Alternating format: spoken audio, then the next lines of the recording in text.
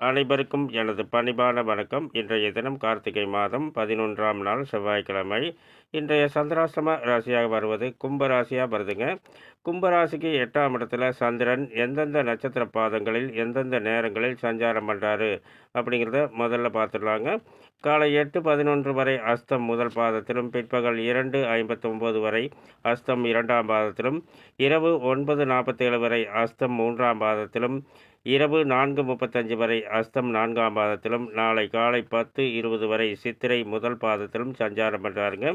இந்த சந்திரனுடைய சஞ்சாரம் பார்த்திங்கன்னா, கும்பராசியில் எந்தெந்த நட்சத்திர பாதங்களுக்கு எந்தெந்த நேரங்களாக சந்திராஷ்டம நேரங்கள் வருது அப்படிங்கிறத பார்க்கலாங்க.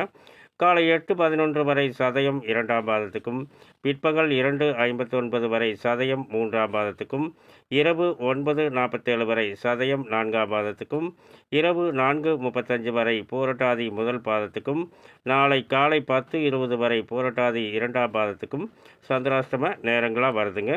அனைவரும் பார்த்து பயனடைய வேண்டும். அந்தந்த நட்சத்திர பாதங்களில் நீங்கள் எந்த நட்சத்திர பாதங்களில் பிறந்தீர்களோ, எந்த நட்சத்திரங்களில் இந்த நேரங்கள் வருகிறதோ, அந்த பாதத்தில் மட்டும், அதாவது இன்றைய தினம் 6:47 ஒரு பாதத்துக்கு வருதுங்க.